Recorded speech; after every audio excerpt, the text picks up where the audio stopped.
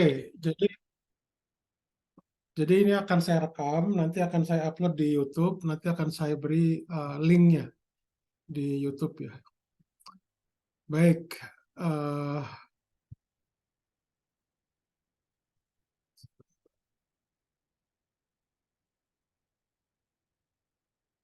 jadi yang kita bahas sekarang itu adalah tentang proses termodinamika. Ya, kemarin saya juga sempat singgung, tapi mungkin tidak detail gitu ya.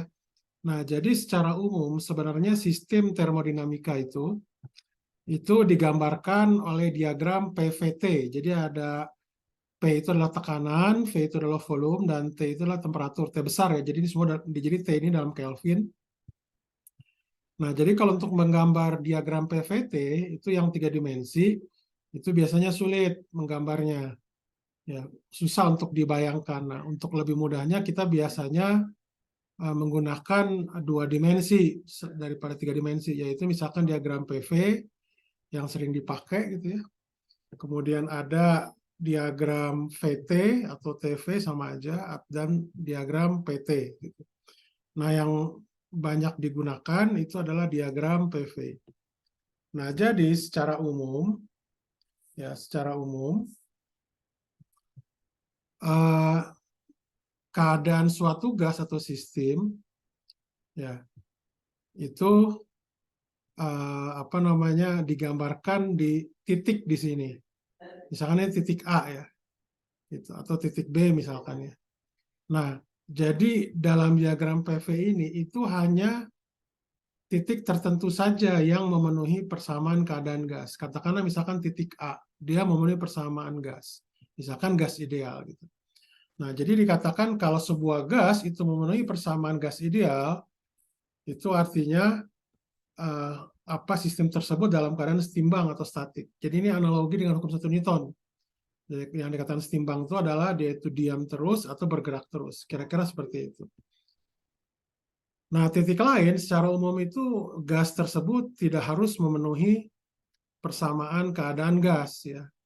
Jadi bisa jadi apa namanya mungkin persamaan keadaan gas lain, misalkan bukan gas ideal ya, atau misalkan sama sekali tidak dalam keadaan setimbang, artinya tidak memenuhi persamaan gas apapun.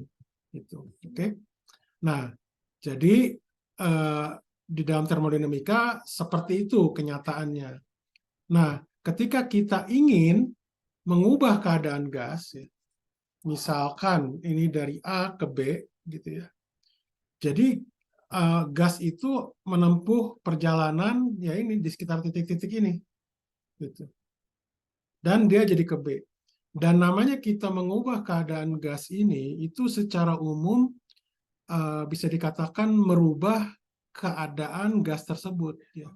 Jadi dalam realitasnya, kalau misalkan gas tersebut memenuhi persamaan gas, misalkan gas ideal, ketika dia itu berpindah, secara umum itu gas tersebut tidak lagi memenuhi persamaan gas, gitu ya, secara umum. Nah, itu realitasnya. Nah, untuk kasus kita supaya lebih mudah, ya, supaya lebih mudah, supaya lebih mudah. Jadi dari A saya bawa ini ke B, itu bisa dikatakan titik-titik yang tadinya diskrit ini itu bisa saya dekati dengan sebuah kurva gitu. Nah, kurva ini ya di setiap kurva ini, di setiap titik di sepanjang kurva ini itu dia sebentar.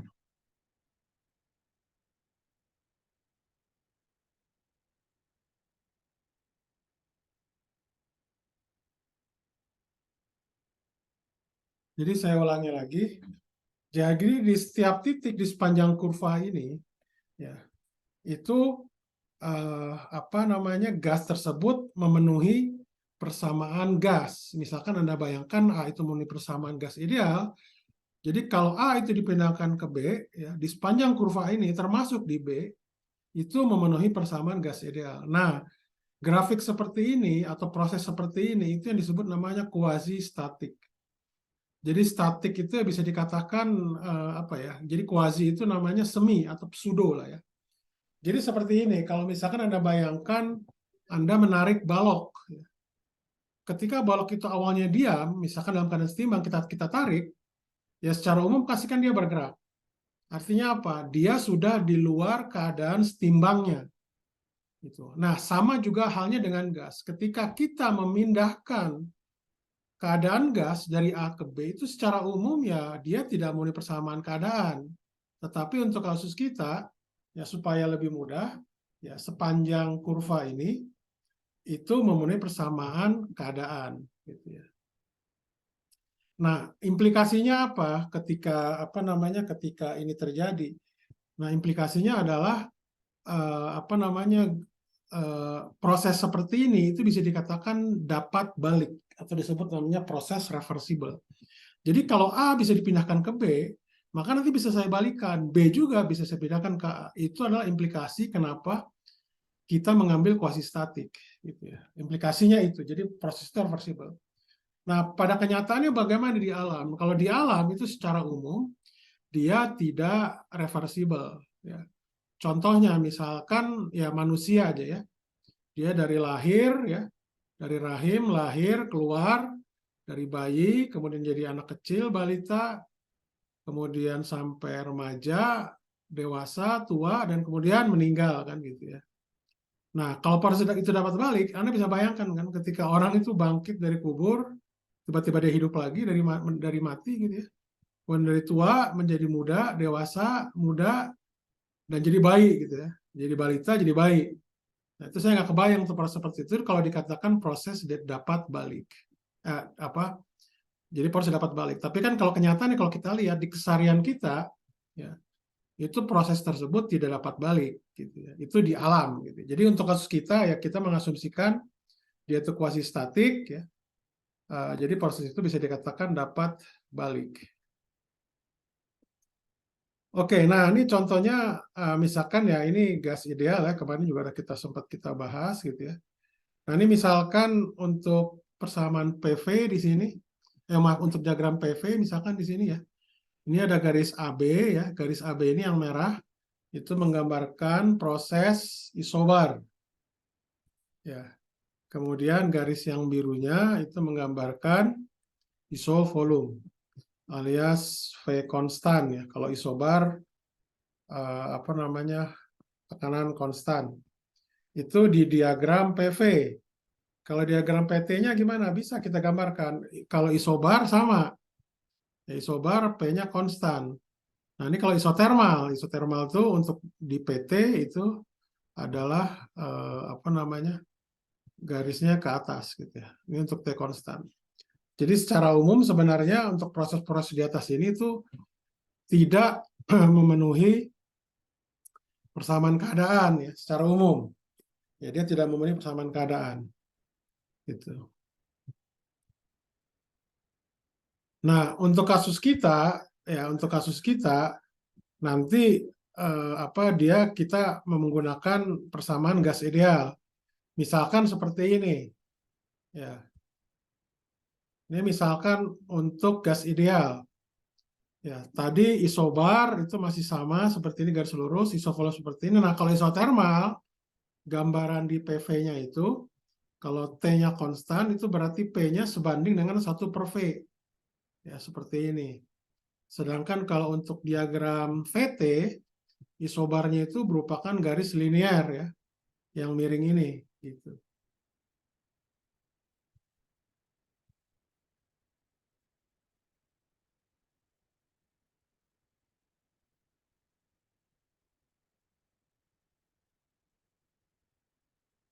Oke, sejauh ini ada pertanyaan dulu nggak sebelum saya lanjutkan? Pertanyaan. Cukup jelas atau apa? Ada pertanyaan? Pak izin Jelas. bertanya. Ya, silakan. Untuk yang kanan sama kiri kan itu dua-duanya isobar, Pak. Itu bedanya apa ya, Pak? Iya, jadi kalau yang di sini tuh isobar di sini, ini di diagram PV. P itu tekanan, V itu volume. Kalau yang isobar yang miring ini, itu di diagram VT. V itu volume, T itu temperatur. Kenapa dia itu miring? Anda lihat di sini. Kalau isobar itu kan kalau P-nya konstan, berarti kan V itu sebanding dengan T. Jadi kalau V sebanding dengan T, ya berarti dia merupakan garis lurus yang linear, yang miring ini. Semoga itu bisa menjawab. Terjawab, Pak. Terima kasih. Oke. Ada lagi yang lain sebelum saya lanjutkan?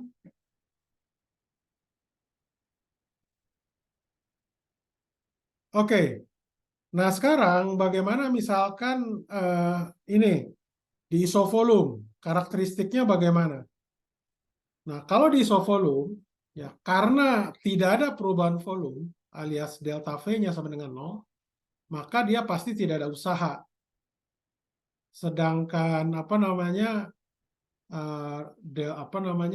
perubahan energi dalamnya atau delta U yang Anda lihat di sini itu dia memungkinkan ya isovolume itu berubah ya apa namanya temperaturnya sehingga nanti misalkan delta U di sini itu adalah sama dengan integral T1 kali T2 kali CV kali dt.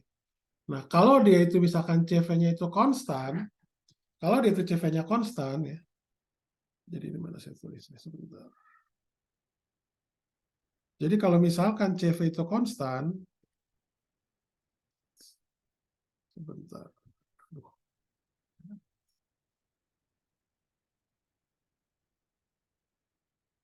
Jadi kalau CV itu konstan,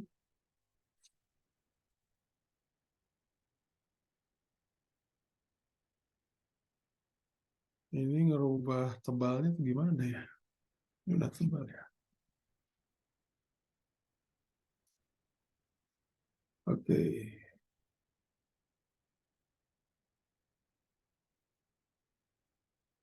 Sebentar. Ini kalau CV-nya itu konstan ya. CV konstan itu maka ini sama dengan CV kali T2 dikurangi T1 itu kalau CV-nya konstan dan biasanya memang kita ambil biasanya CV-nya itu konstan.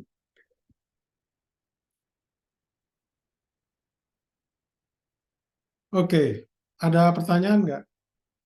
Oke, saya lanjutkan ya. Saya lanjutkan dulu. Nah, jadi nanti Q-nya untuk yang apa isovolume ini itu sama dengan delta U. Ya. Kemudian kalau untuk yang isobar ya itu pasti ada usaha ya. Kalau Anda lihat itu pasti ada perubahan volume. Nah, kalau P-nya konstan, ya, ini P-nya konstan,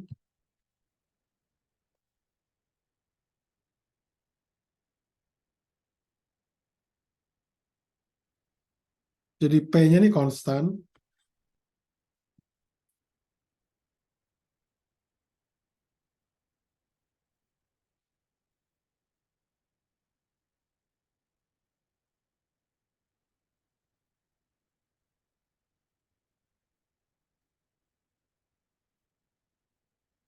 jadi P konstan.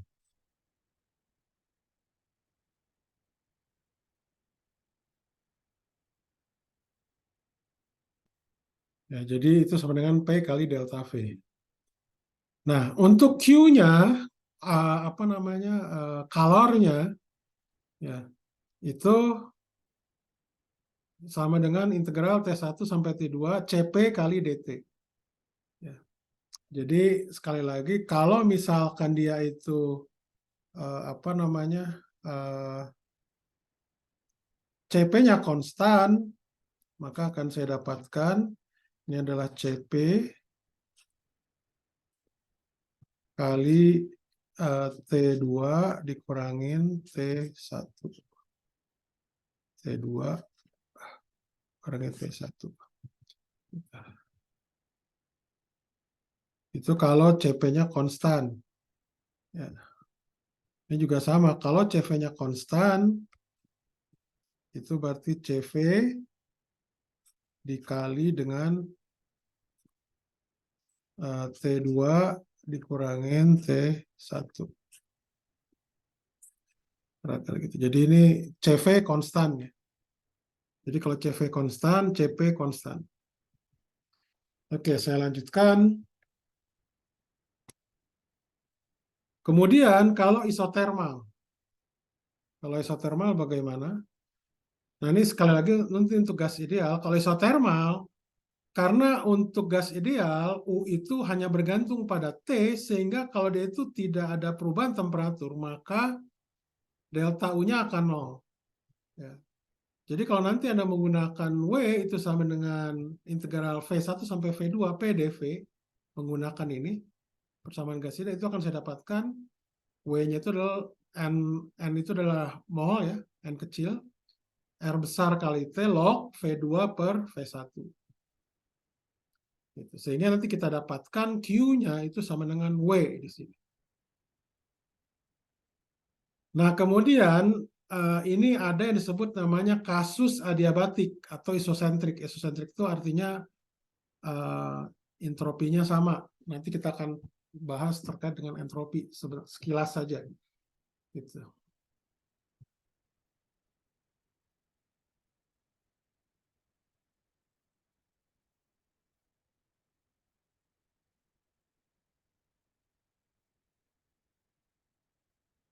Oke, untuk adiabatik ya, itu artinya Q-nya sama dengan nol. Artinya tidak ada kalor yang masuk ataupun kalor yang keluar. Ya, jadi untuk Q di sini, untuk dari hukum satu termodinamika ya, Q di sini sama dengan delta U ditambah W sama dengan nol. Sehingga nanti bisa saya tuliskan, ya, karena D coret Q itu sama dengan nol, maka DU di sini adalah CV kali DT ditambah P dV. Itu persamaan pertama yang saya garis bawahi. Kemudian saya dengan menggunakan persamaan gas ideal, itu akan saya dapatkan, jadi kalau saya turunkan PV sama dengan nRT, saya turunkan terhadap T misalkan, jadi nanti akan saya dapatkan itu dPV ditambah PdV sama dengan N besar, R besar, N kecil, R besar, dt. Ya, nanti kalau saya masukkan, saya ganti atau saya tambahkan ya, apa namanya, persamaan di atas, PDV itu sama dengan ini, itu akan saya dapatkan persamaan yang saya garis bawahi, yang kedua ini. Ya. Yang CP dt dikurangi VdP sama dengan 0, di mana CP di situ adalah sama dengan CV ditambah N kecil kali R. Nah, sekarang ketika dua persamaan ini saya bagi, yang bawah saya bagi atas, itu akan saya dapatkan CP per CV itu sama dengan minus V besar per P dP besar per dV. Gitu. Nah, CP per CV itu yang disebut namanya konstanta adiabatik. Dan secara umum, gamma itu bergantung pada T, tidak konstan. Kenapa bergantung pada T? Maksudnya T itu adalah temperatur atau suhu. Ya, karena CV dan CP-nya secara umum bergantung pada temperatur. Sehingga gamma ini secara umum tidak konstan. Nah, ketika saya ingin mendapatkan persamaan yang di bawah ini, yang PV pangkat gamma sama dengan konstan, ya ini sudah mengambil asumsi bahwa gamma itu adalah konstan. Jadi ini gamma konstan.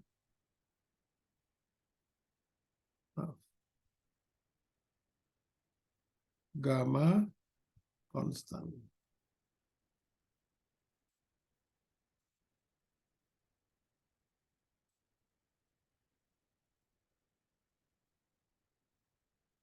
Oke ya, sampai sini dulu pertanyaan nggak terkait dengan penurunan ini.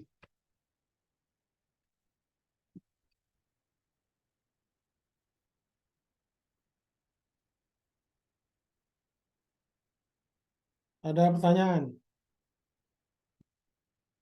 Pertanyaan? Cukup jelas? Oke. Akan saya lanjutkan.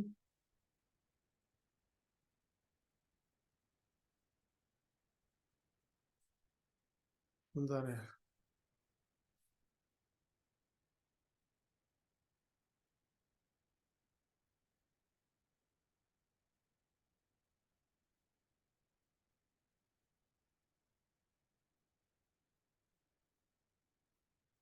Mohon maaf, ini kok bisa. Ya, nah sekarang kita meninjau yang lebih kompleks lagi ya.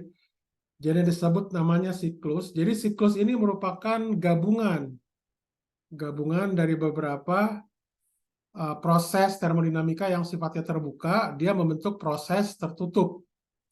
Gitu. Nah, ini disebut namanya siklus. Jadi kalau misalkan ini siklus A, B, C, D. Ya, A, B, C, D.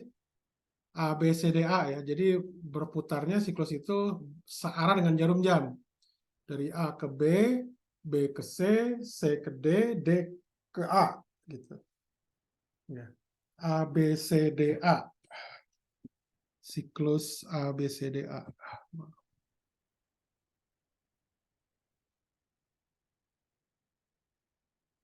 A, B, C, D, A. Ya. Jadi ini merupakan ini contoh saja, ini adalah siklus yang merupakan gabungan proses isobar dengan isovolum ya. Kalau Anda lihat di sini AB itu adalah proses isovolum, BC itu adalah isobar, CD itu adalah isovolum, DA itu adalah isobar. Nah, sekarang kita ingin melihat bagaimana masing-masing proses ini gitu ya. Nah, sekarang kalau AB, A ke B, karena dia itu adalah proses isovolum, jadi namanya isovolum itu tidak ada perubahan volume. Ya, tidak ada perubahan volume. Ya, sehingga apa? WAB-nya di sini sama dengan 0. Ya, karena delta V-nya sama dengan 0. Gitu. Sehingga nanti yang terjadi adalah tadi ya sebutkan bahwa kalornya itu adalah sama dengan perubahan dari energi dalam. Jadi QAB sama dengan delta UAB. Nah, kalau Anda lihat di sini, ini yang garis-garis oranye itu adalah garis-garis isotermal. Maksudnya isotermal itu garis-garis yang suhunya sama, isotermal itu. Jadi misalkan T1, T2, T3 dengan T4 yang orange. Nah, kalau Anda lihat isotermal itu seperti T2 dengan T1. Kalau garis isotermalnya itu di atas ya, sedangkan T1-nya itu di bawah, itu berarti menandakan T2 itu lebih besar daripada T1. Kemudian Anda lihat T3. T3 kalau saya gambarkan itu garisnya lebih di atas dibanding dengan T1. Maaf, dibanding dengan T2. Sehingga hubungannya itu adalah T3 lebih besar dari T2. Nah, kalau saya bandingkan lagi dengan T4, T4 itu lebih kecil daripada T3. Gitu ya. Nah, kalau saya lihat yang di bawah, saya bandingkan antara misalkan T2 dengan T4. Ya, T2 itu lebih besar karena dia di atas. Sedangkan T4 itu di bawah. Kemudian kalau T1 ya tentunya dia yang paling kecil ya. Kalau T4 di situ lebih besar daripada T1. Oke, saya lanjutkan.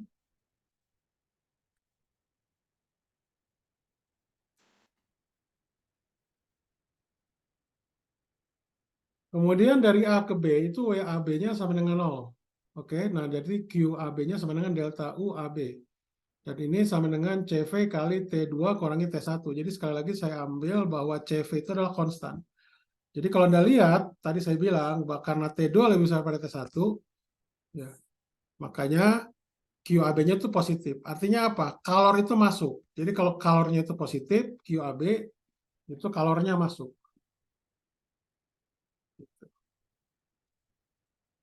Oke? Nah, jadi kalau misalkan saya membandingkan titik A dan B, titik A dan B itu dia beda tekanan, ya. Tapi volumenya sama dan dia itu memenuhi persamaan yang ini P1 sama dengan NR dibagi V1 kali T1. Begitu begitu juga yang B. Jadi dalam hal ini bisa kita katakan bahwa untuk kasus A dan B untuk isovolum P per T-nya itu konstan. Sampai sini dulu untuk proses isovolum ada pertanyaan nggak sebelum saya lanjutkan?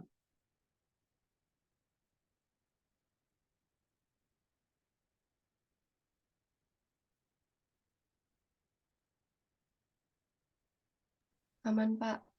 Aman. Oke, good. Semoga nanti ujiannya juga aman. Ujian 2. Oke, nah sekarang kita meninjau BC. BC itu apa? BC itu adalah isobar. Ya, isobar, ya.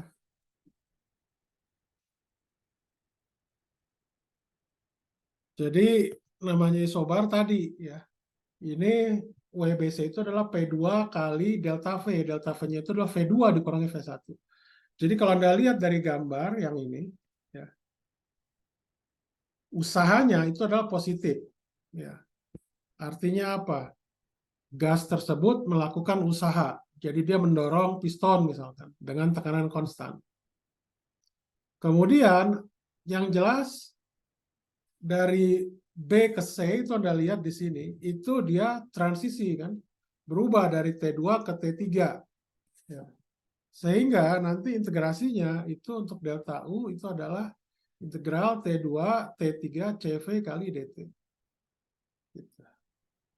Nah, kalau saya bandingkan titik B dan C itu memenuhi persamaan ini, dari persamaan gas ideal, gitu ya.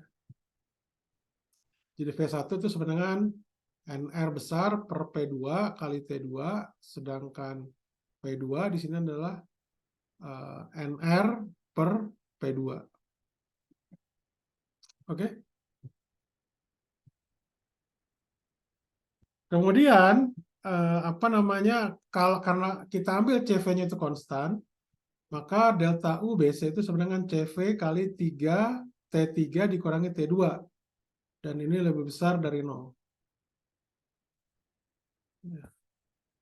Nah, kemudian karena eh, apa, kita bisa langsung juga hitung QBC. QBC itu adalah delta UBC ditambah WBC, atau Anda hitung CP DT integral T2 sampai T3. Nah, Anda lihat di sini, karena WBC dan delta UBC itu keduanya ada bilangan positif, maka penjumlahan bilangan positif itu pasti positif. Sehingga QBC di sini itu adalah positif. Oke. Jadi artinya kalau Q-nya itu positif, eh, artinya dia kalor tersebut itu adalah masuk di situ.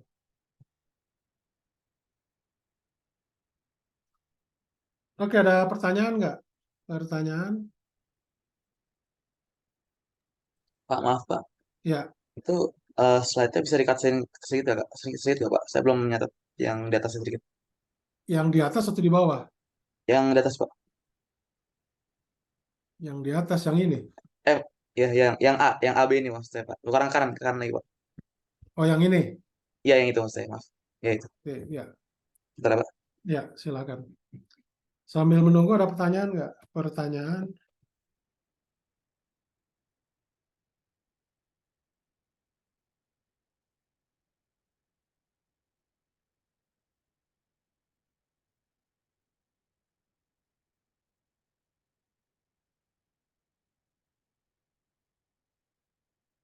Oke, sudah? Sudah, Pak. Terima kasih. Ya, sebentar.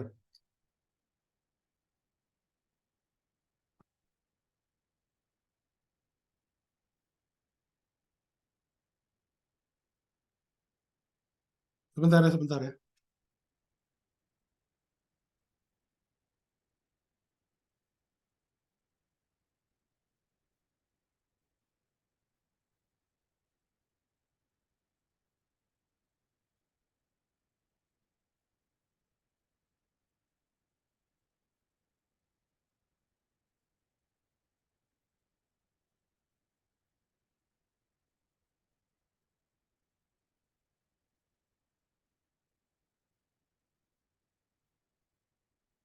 Sebentar ya, sebentar.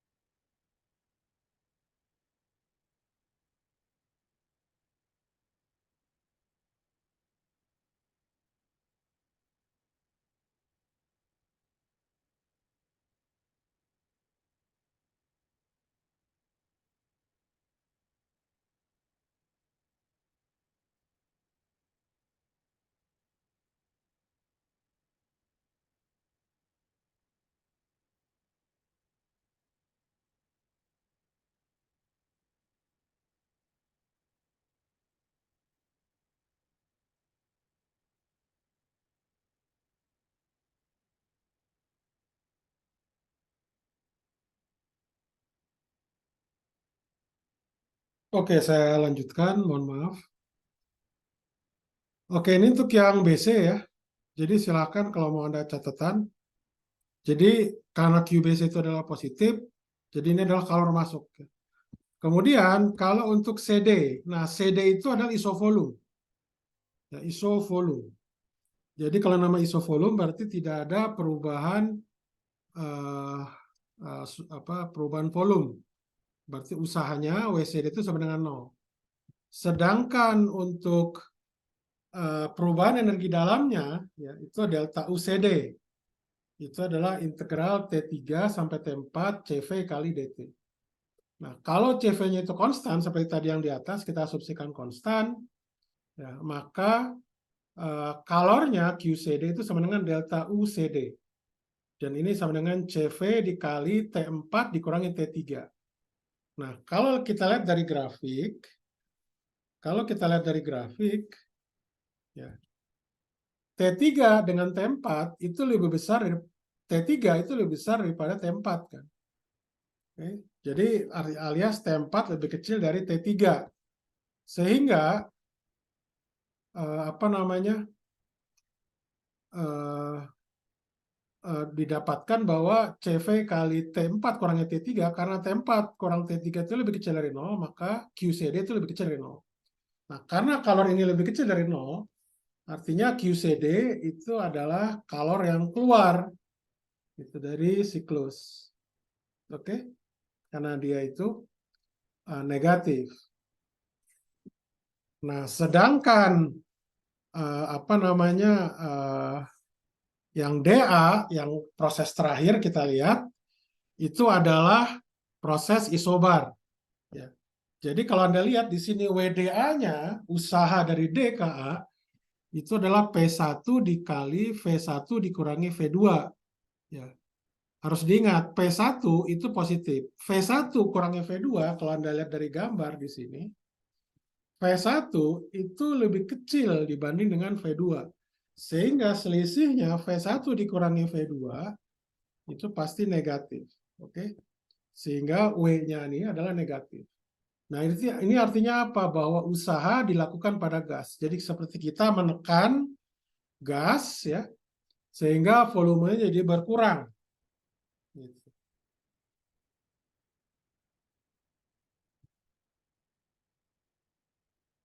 Oke.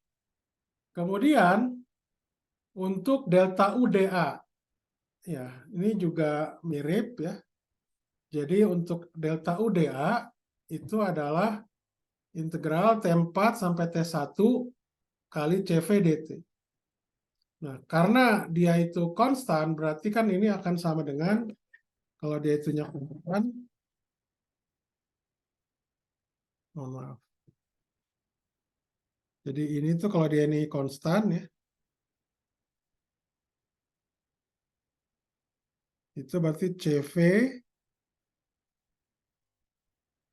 dikali dengan T1 dikurangi T4.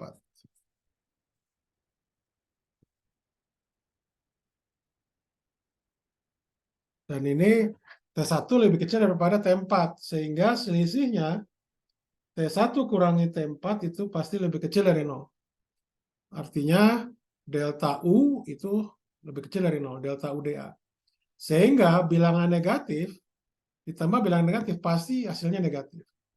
Sehingga QDA itu adalah delta UDA ditambah WDA. Dan ini lebih kecil dari 0. Artinya QDA, kalor pada proses DA, itu dia keluar. Sampai sini dulu paham nggak? Atau ada pertanyaan? Maaf Pak, izin bertanya, untuk Ya, volumenya itu volume wadah atau volume apa Pak? volume gasnya. Jadi gambarannya begini, analognya ya.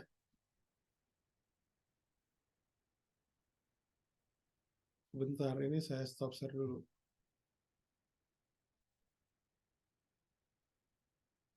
Saya share yang ini aja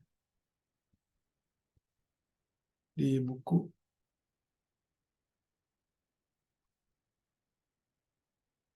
Nah ini, Jadi Anda bayangkan ini ada silinder ya, silinder.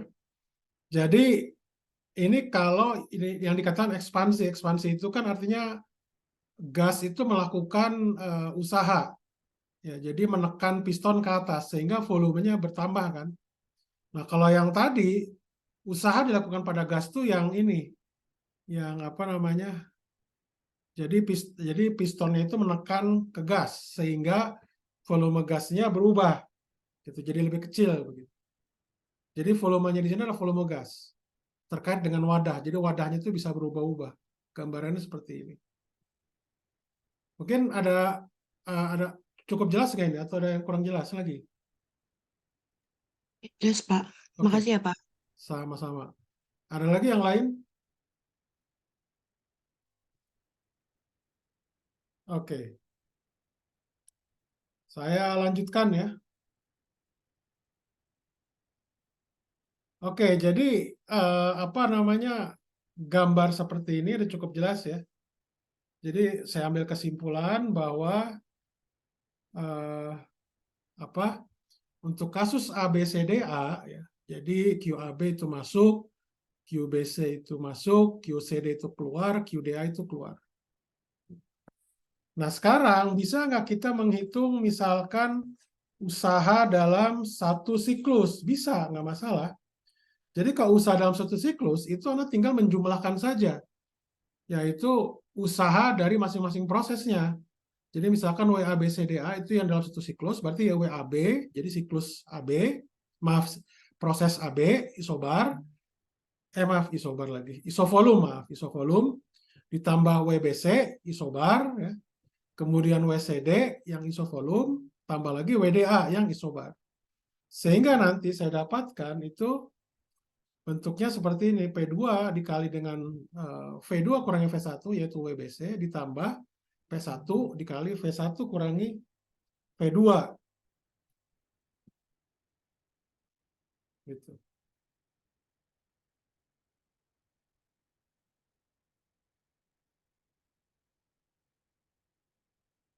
Nah, sehingga nanti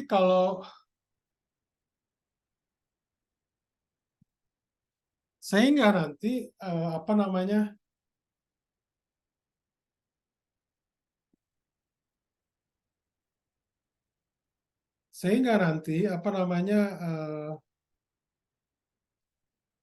kalau saya keluarkan ini P2 dikurangi P1 dikali dengan V2 dikurangi V1 itu lebih besar dari 0. Gitu. Ya, jadi dalam artian usaha dalam satu siklus dia positif. Nah itu apa namanya, biasanya usaha yang dihasilkan atau menghasilkan usaha. Nah biasanya ini adalah ciri dari mesin kalor.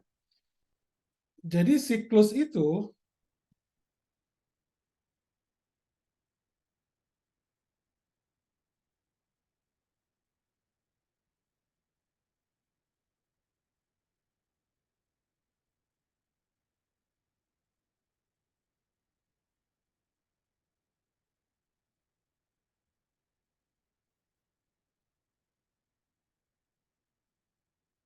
oke. Jadi dalam siklus itu artinya apa? Siklus itu bisa dikatakan menggambarkan proses yang terjadi dalam mesin. Jadi mesin mobil, misalkan mesin motor, ya, itu ada siklus yang tertutup. Nah tentunya siklus mobil, misalkan dengan siklus motor, itu siklusnya berbeda. Karena bergantung pada mesinnya.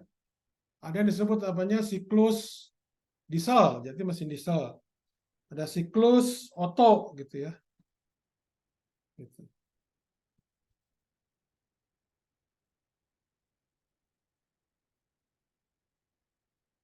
Ada pertanyaan nggak? Pertanyaan?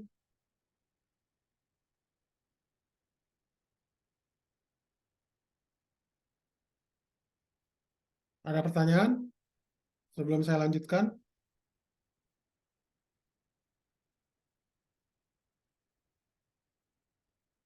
Oke, kalau tidak cukup jelas. Nah, sekarang kalau kita menghitung ini delta U.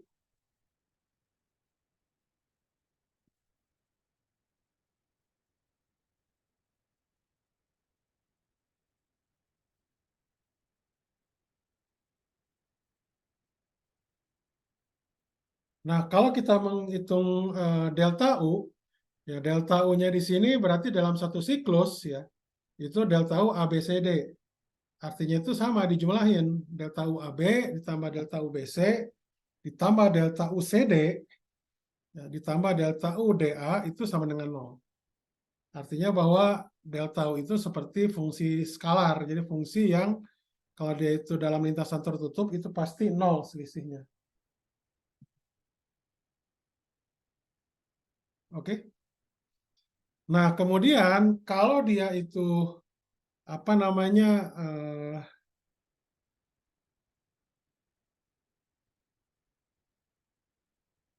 QABCDA, kita menghitung kalornya pada kalor yang tertutup gitu ya, untuk siklus tertutup. Itu juga sama dengan yang apa namanya usaha maupun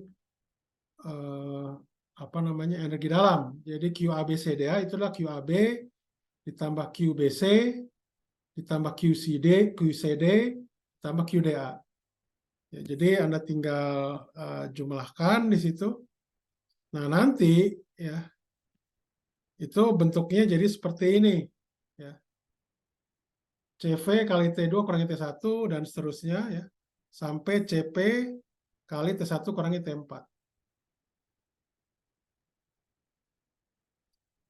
Nah, jadi kalau saya kumpulkan ada T2 dengan T1 segala macam ya. Nanti itu didapatkan seperti ini. Jadi CV dikurangi CP kali T2, CP dikurangi CV kali T1, CP dikurangi CP. Jadi selalu gitu, CP kurangi CV atau CV kurangi CP. Sehingga ini nanti kalau saya ini berarti saya keluarkan kalau CP kurangi CV kan sama dengan NR, N kecil kali R ya. Sehingga nanti QABCDA itu adalah NR dikali dengan T1 kurangi T2 ditambah T3 dikurangi T4. Anda ingat, T1 itu lebih kecil daripada T2, artinya suku pertama itu negatif. Maaf, sebentar, kalau kita dari gambar dulu ya. T1, saya takut kebalik. Ya, T1 itu lebih kecil daripada T2, jadi T1 kurangi T2 itu pasti negatif. Kemudian, apa namanya,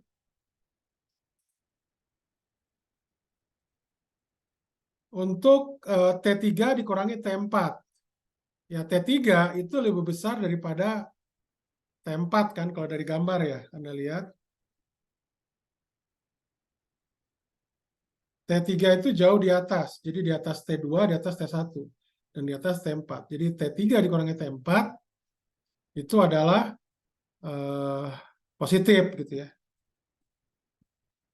Nah, tapi kalau Anda lihat, apa namanya, nah di sini bisa Anda buktikan bahwa untuk QABCDA yang sama dengan ini, ya, apa namanya, T3 ditambah T1 dikurangi T2 dengan T4, ini ternyata dia lebih besar dari 0.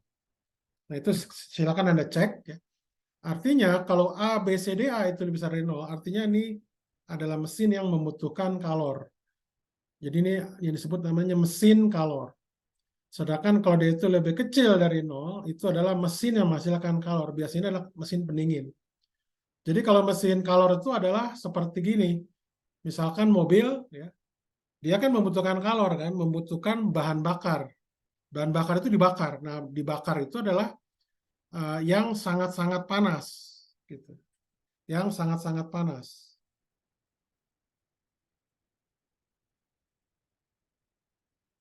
Oke. Sedangkan kalau untuk yang lebih kecil, maaf, jadi kalau QABCD-nya itu lebih kecil, dia menghasilkan kalor. Nah, biasanya itu adalah, kenapa disebut mesin pendingin? Biasanya itu yang membuang kalor. Jadi contohnya seperti AC, itu kan membuang kalor yang di ruangan, dibuang keluar. Sehingga apa? Sehingga suhu yang di ruangan itu lebih kecil dibanding dengan suhu yang di luar. Nah, kalau misalkan Anda lihat hasil buangan dari apa namanya, dari AC ya, yang di kipas yang di luar itu kan biasanya panas kan, Itu memang salah satu ciri bahwa memang mesin AC itu membuang kalor. Oke, sampai sini dulu ada pertanyaan nggak? Pertanyaan.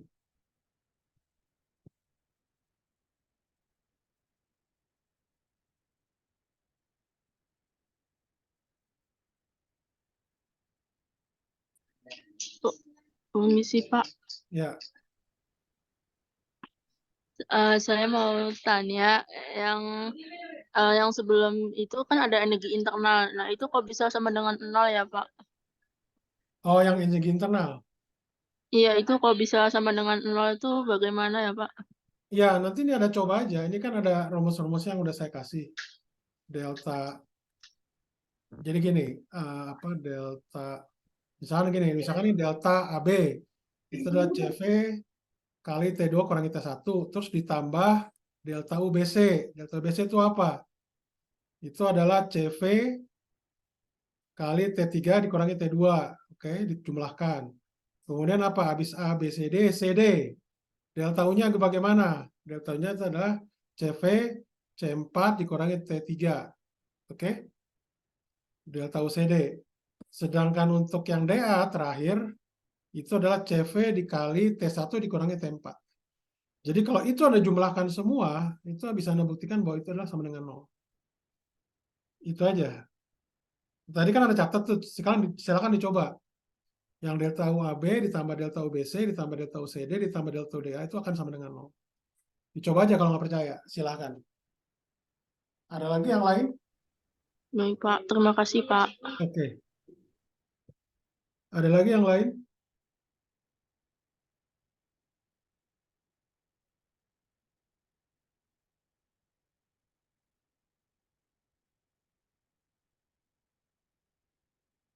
Oke, saya lanjutkan ya. Saya Pak, lanjutkan. sebentar mau nanya. Untuk Iya, delta delta U ya tadi, itu sama kayak delta M maksudnya, Pak? Apa beda penulisan aja ya, Pak? kenapa? Soalnya Delta beberapa U. buku bilangnya delta E, Pak. Delta U tuh sama nggak sama delta E, Pak? Oh, kalau yang di buku itu misalkan di Halide Resnick, itu dia nyebutnya adalah delta E internal. Sebentar, kita lihat atau di Giancoli ya. Misalkan kalau di Giancoli itu apa? Kalau di Giancoli.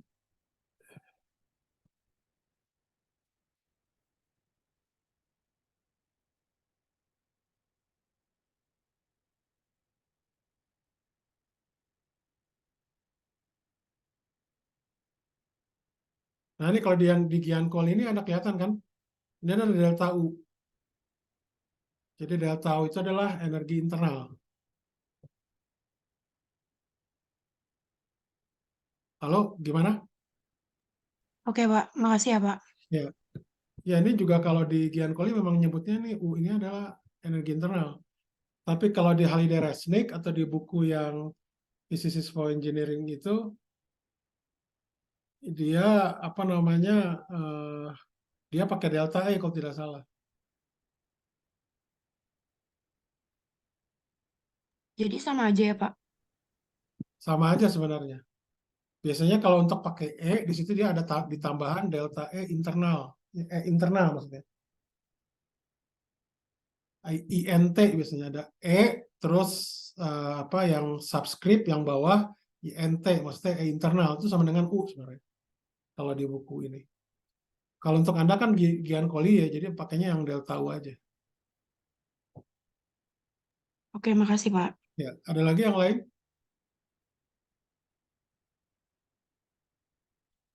Oke, jadi yang kita tinjau di sini itu adalah mesin kalor ya. Mesin kalor. Oke. Nah, ketika kita berbicara tentang mesin kalor gitu ya. Ketika kita berbicara tentang mesin kalor, ya, itu ada yang disebut namanya bagian panas, itu artinya kalor yang masuk, biasanya kalor yang panas di sini untuk yang mesin kalor. Sedangkan ada kalor buangan yang kita sebut QC. Nah, kalau untuk kasus kita ya yang A, B, C, D, A ini, itu kalor panasnya itu ada dua, berarti prosesnya ada yang AB dengan BC kan kalor masuk ya gitu. Yang kalor masuk. Jadi apa namanya?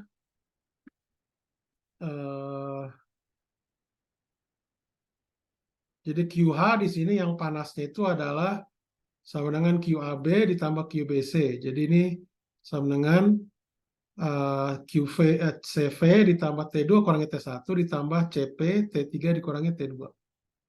Dan ini lebih besar dari 0. Oke?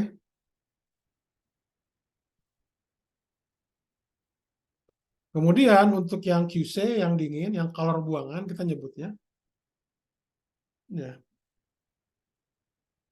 Itu adalah QCD sama dengan QC itu ada QCD ditambah QDA. Ya, kita tahu dari gambar keduanya itu dia lebih kecil dari 0 sehingga menggambarkan kalor yang keluar. Gitu. Ya, kalor yang keluar.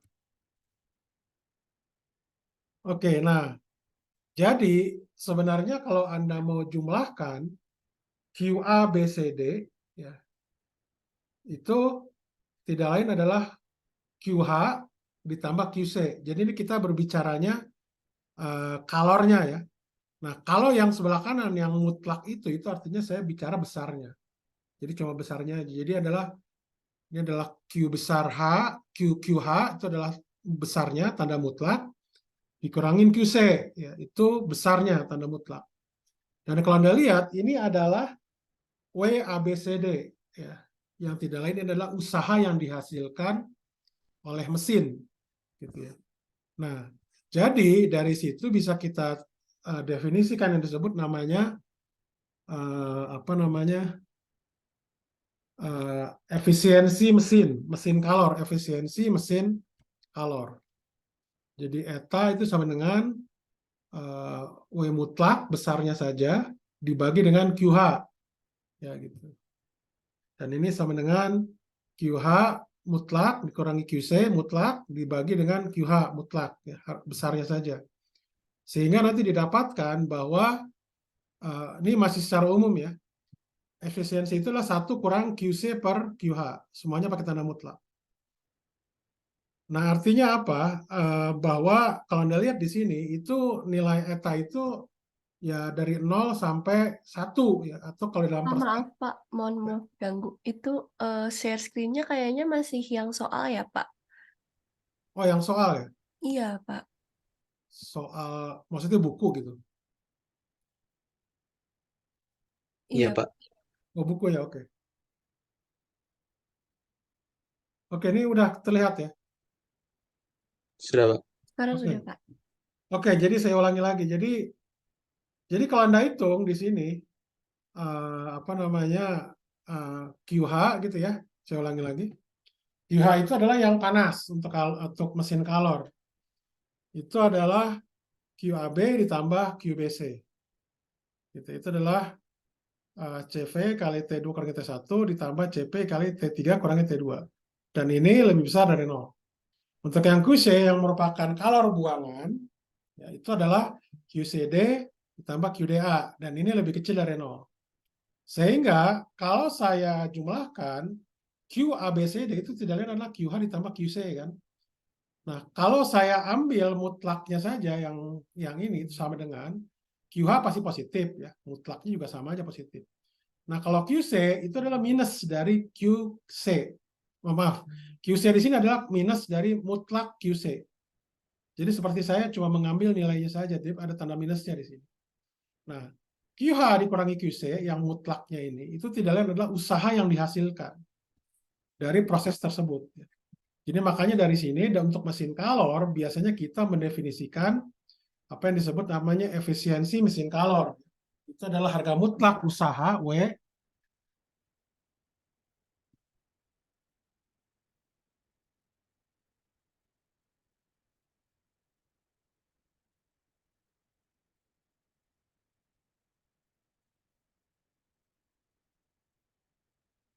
Jadi eta di sini adalah harga mutlak W dibagi dengan harga mutlak QH. Nah, jadi kalau W di sini itu tidak lain adalah QH dikurangi QC. Ya. Jadi ini adalah sama dengan 1 kurang QC mutlak dibagi dengan QH. Oke. Nah, itu kira-kira secara umum seperti itu untuk mesin kalor. Mungkin saya stop share dulu, saya masuk ke buku lagi gitu ya.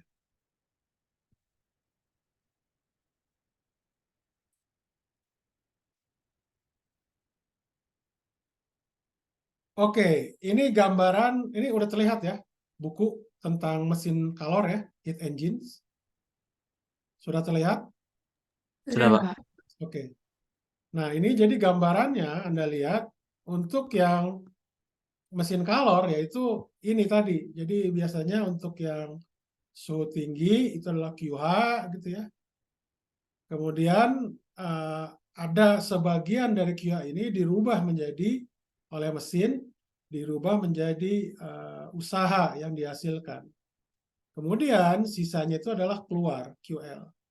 Jadi gambarannya seperti misalkan mesin motor atau mobil itu adalah QH di sini itu adalah bagian pembakaran mesin gitu ya, yang panas. Nah, keluarannya itu biasanya berupa knalpot kan, kalau untuk mesin motor dengan mobil. W-nya itu adalah usaha untuk menggerakkan mesin. Kalau di manusia, manusia itu juga merupakan sebuah mesin termodinamika, mesin kalor. Ya. Jadi apa namanya, bisa juga yang menarik itu manusia itu bisa mesin kalor, bisa mesin pendingin. Kalau mesin kalor misalkan, ini biasanya yang di perut.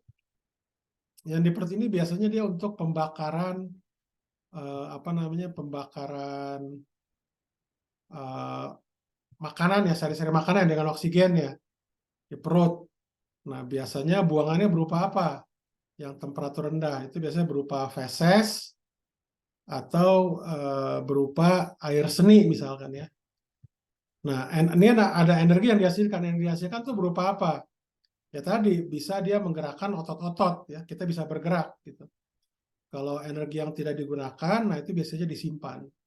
Nah, kalau udah disimpan, ya nanti itu biasanya digunakan kalau kita nanti ada pergerakan fisik, misalkan seperti itu. Oke? Oke, saya balik lagi ke, sebentar ya, saya balik lagi ke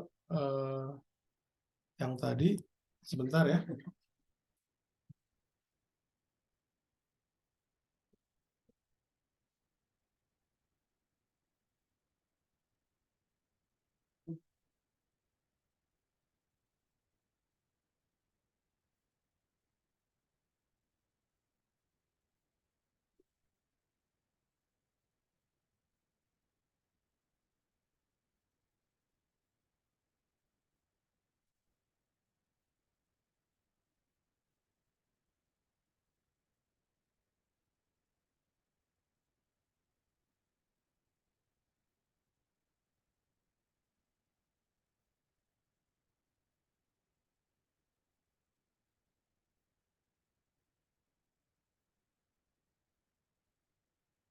Oke, saya lanjutkan ya, mohon maaf.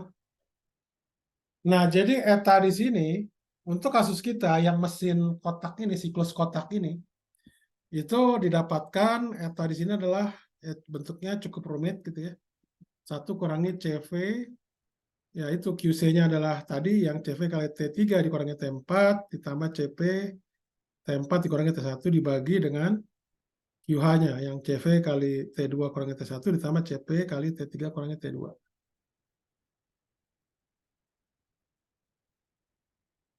Oke, sampai sini dulu lah pertanyaan nggak? Pertanyaan? Dan ini adalah nilainya antara 0 sampai 100% kalau dalam persen. Gitu ya. Oke, saya share buku lagi. Nah, jadi kalau kita berbicara tentang efisiensi dari mesin kalor ya.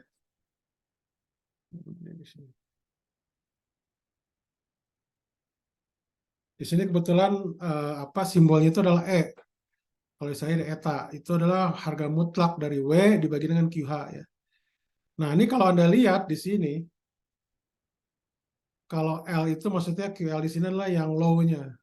Kalau di saya QC, yang di sini QH yang hot. Nah, kalau Anda lihat di sini, ya, ini efisiensi mesin. Nah, kalau misalkan seluruh apa namanya, kalor di sini dihasilkan menjadi usaha ya, menjadi usaha. Artinya apa? Tidak ada kalor yang terbuang, alias KL-nya sama dengan 0. Artinya apa? Efisiensi 100%. Ya. Jadi artinya apa? Itu adalah mesin ideal. Ya, jadi mesin ideal itu adalah mesin di mana mesin kalor ideal. Mesin kalor ideal. Jadi mesin kalor ideal itu apa? Yaitu yang mengubah seluruh kalor yang masuk menjadi usaha. Sekarang ada nggak mesin kalor ideal? Kalau Anda lihat, seperti misalkan mobil motor di keseharian saja. Mobil motor, ya itu selalu ada buangannya. Jadi dalam artian tidak ada mesin kalor yang ideal. Anda misalkan manusia, ya.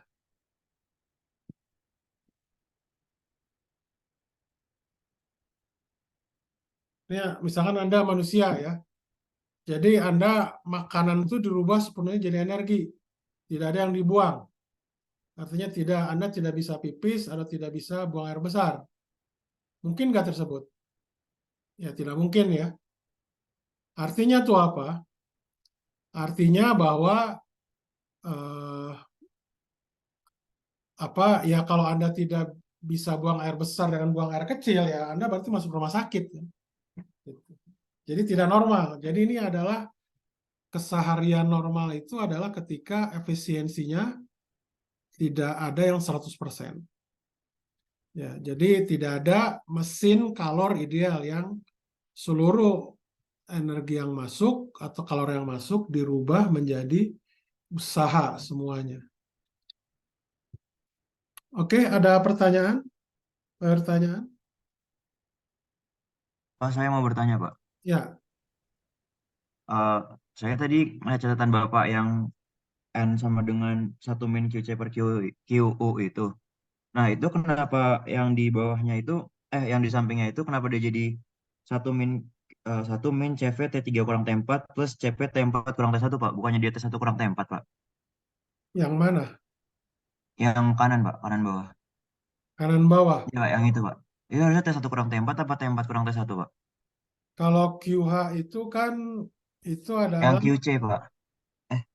QC itu yang atas. Ya. QC itu yang atas. CV di sini itu adalah yang QC itu adalah mana QC? QCD. QCD berarti itu adalah ini Q4 dikurangi Q3 kan ya? T4 kurang T3 betul kan ya? Iya, Kemudian Pak. Terus kan ditambah CP T1 kurang T4, Pak. Tapi Bapak nulisnya di situ T4 kurang T1, Pak. Yang di oh bawah ya itu. ini saya ambil mutlaknya. Kan Oh, T1 karena kurangi mutlak. T4 kan dia negatif. Ya. Jadi ini saya ambil mutlaknya, harga mutlaknya, harga positifnya. Oke, Pak. Makasih, Pak. Ya, oke. Ada lagi yang lain?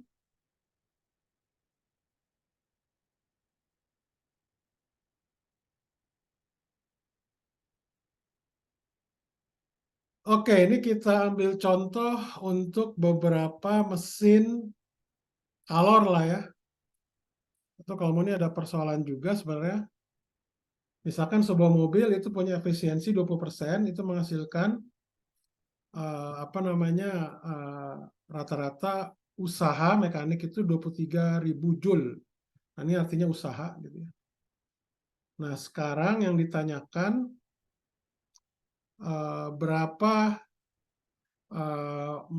kalor yang masuk. Ya, ini kalau Anda lihat di situ W di sini itu adalah E kali maaf, kalau dari rumus ini ya, E di sini kan W kali QH mutlaknya. Sehingga bisa didapatkan QH itu yang panas besarnya itu adalah W dibagi E. Oke. Jadi didapatkan kalor yang masuknya itu ada 115 kilojoule. Kalau kalor usaha yang dihasilkan itu 23 kilojoule. Ini adalah kalor yang masuk. Karena kemudian yang ditanyakan lagi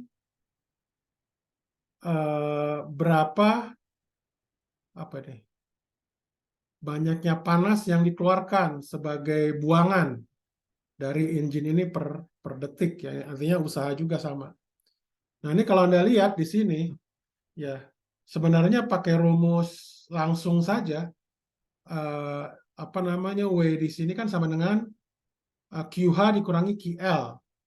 Dengan kata lain, W-nya apa, kalau QL di sini itu berarti adalah apa, QH dikurangi W kan, ya, kalau dari rumus ini. Ya, jadi QH di situ adalah, maaf, ya, QH di situ adalah W ditambah QL. Atau dengan kata lain, QL itu sama dengan QH dikurangi W. Ya. Jadi sebenarnya Anda tinggal mengurangkan saja 115 dikurangin 23. Ya, itu hasilnya 92 kilojoule. Ini efisiensi 20%. Sebenarnya efisiensi 20% ini untuk kendaraan bermotor ini cukup tinggi ya, biasanya di bawah 10% ya, biasanya. Bisa Anda lihat di itu. Oke, ini contoh soal. Nah, ini ada yang disebut namanya Carnot. Carnot itu bacanya Carnot, tulisannya Carnot. Carnot ya. Jadi apa namanya? Ini orang Prancis ya. Jadi intinya proses Carnot itu adalah gabungan antara isotermal dengan adiabatik. Jadi misalkan ada siklus A, B, C, D, A ya. Jadi AB itu adalah isotermal, kemudian BC itu adalah apa namanya, adiabatik, kemudian CD itu lagi isotermal, kemudian apa namanya, DA itu adiabatik. Jadi artinya proses BC dengan DA itu tidak ada kalor yang masuk maupun keluar karena adiabatik. Sedangkan di sini Anda lihat AB di sini, yaitu kalornya masuk QH. Ya, sedangkan untuk yang apa namanya, CD itu adalah QL. Gitu. Nah, jadi sebenarnya siklus Carnot ini itu punya, bisa dikatakan kalau yang tadi itu sebenarnya mesin, termasuk dalam tanda kutip mesin ideal ya. Maksudnya ideal itu karena dia siklusnya dapat balik. Nah, mesin Carnot ini bisa dikatakan adalah mesin ideal dari yang ideal, gitu. Yang paling ideal. Gitu. Nah, jadi nanti apa namanya, karena ini keduanya adalah isotermal, nanti Anda bisa nyatakan ternyata apa namanya, efisiensinya itu ternyata hanya bergantung pada temperaturnya saja, yaitu TL dengan TH. Jadi apa namanya, namanya tuh ya, efisiensi mesin Carnot itu adalah 1 kurang TL dibagi dengan TH. Gitu. Ini untuk mesin Carnot misalkan. Kemudian ada lagi nggak di sini yang lain ya? Nah, ini mesin pendingin. Ada pertanyaan dulu nggak terkait ini?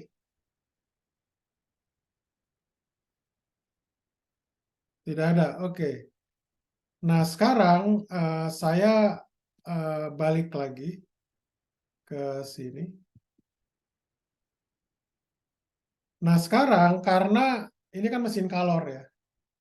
Nah, prosesnya sekarang itu saya balik. Jadi tadi itu adalah A, B, C, D, A. Sekarang saya balik.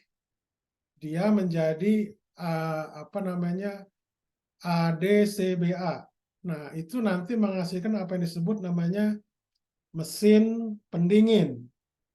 Ya, mesin pendingin. Sebentar ya.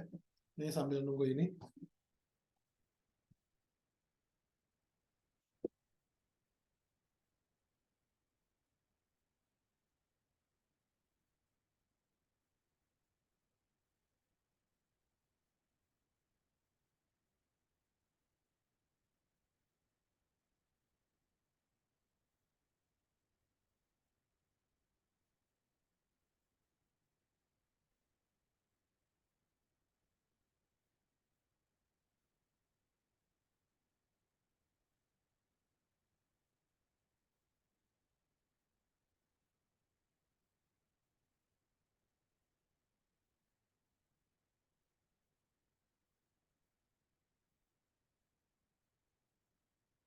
Mohon maaf, saya ini lagi.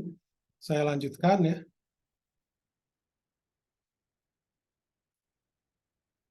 Oke, nah ini kalau saya balik.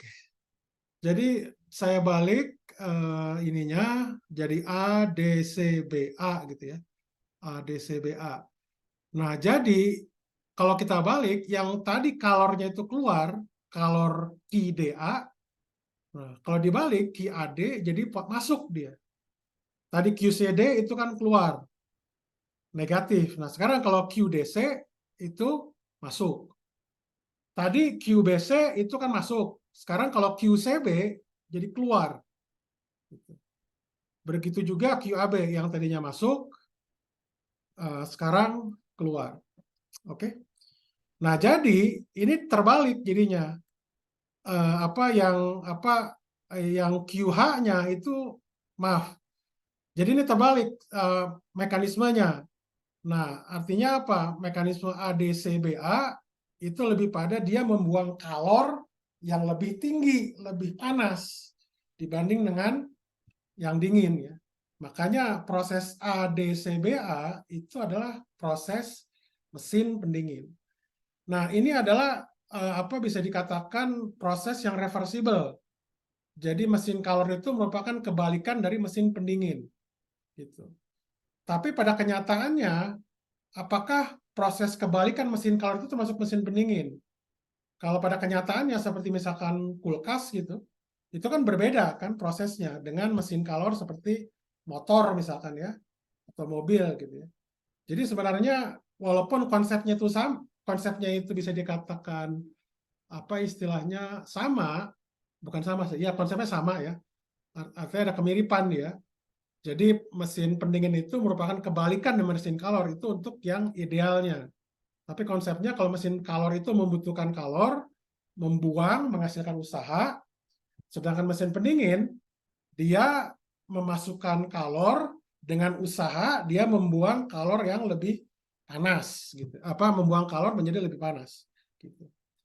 Nah, kalau kita berbicara tentang kalor yang mesin pendingin, itu kita berbicaranya yang disebut namanya koefisien kerja.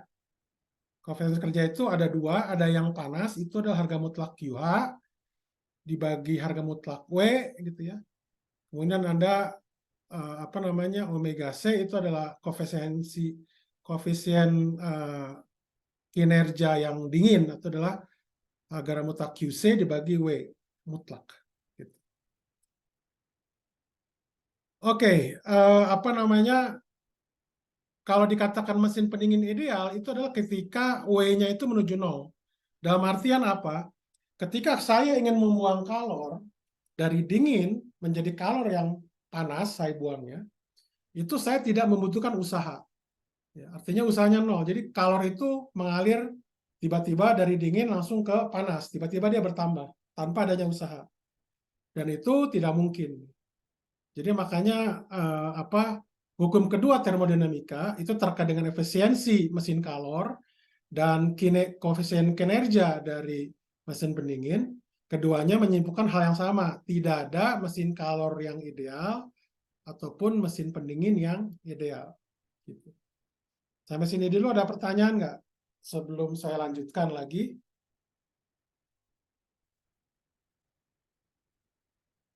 Ada pertanyaan?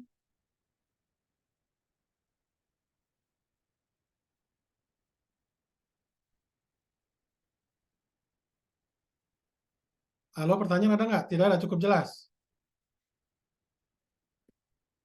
Oke, jadi saya share buku lagi. Nah, ini terkait dengan mesin pendingin ya. Nah, ini dia. Gambaran mesin pendingin. Jadi artinya gambarannya seperti ini. Jadi artinya kalor itu masuk dari yang dingin. Anda bayangkan ini ruangan Anda, misalkan di kelas. Ya. Kemudian ada AC. Ya, AC itu dia mesinnya kan ada usaha di situ mengalirkan freon lah ya, seperti ini. Mengalirkan freon gitu ya.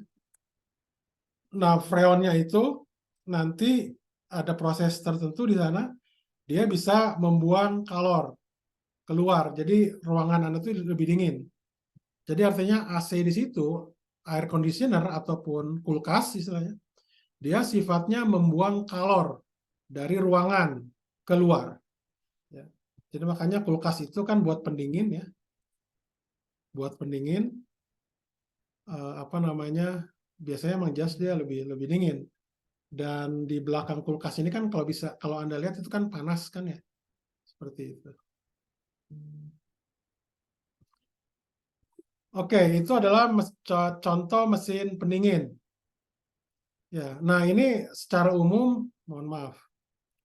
Nah ini secara umum apa namanya, disebut namanya koefisien kinerja atau COP, yaitu adalah QL dibagi W. Ya. Ini untuk yang koefisien kerjanya untuk yang dingin. Kalau yang panas itu pakai QH, maaf, gitu ya. Nah, jadi untuk apa namanya, baik yang untuk yang COP yang dingin ya, koefisien kerja yang dingin, itu adalah QL dibagi W, itu adalah sama dengan QL dibagi QH dikurangi QL. Ini untuk apa namanya, kulkas ataupun AC secara umum. Kalau untuk kasusnya mesin Carnot, kebalikan dengan mesin Carnot untuk pendingin, ya, itu tinggal TL dibagi TH dikurangi TL. Jadi mesin Carnot pendingin itu seperti ini.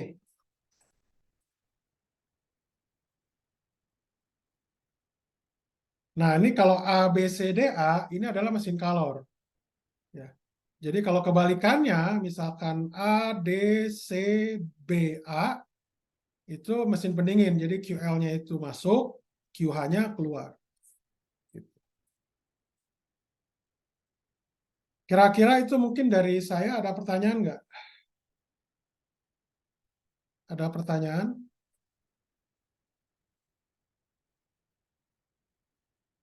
Pak izin bertanya. Ya, Tadi kan ada yang koefisien pendingin pertama itu ada QL per W.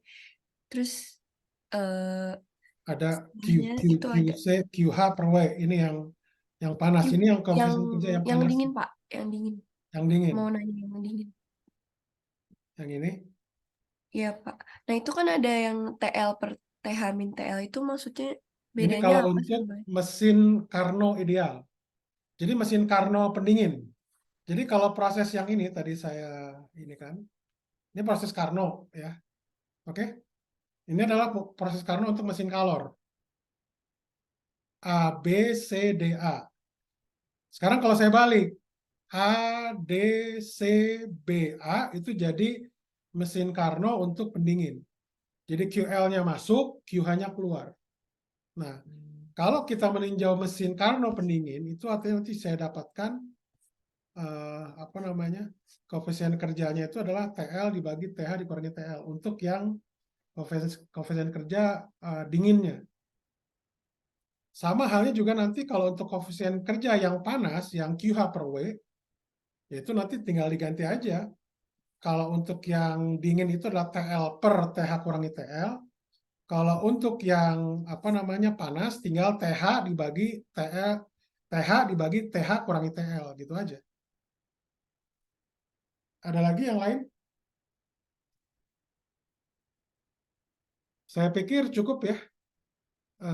Apa namanya?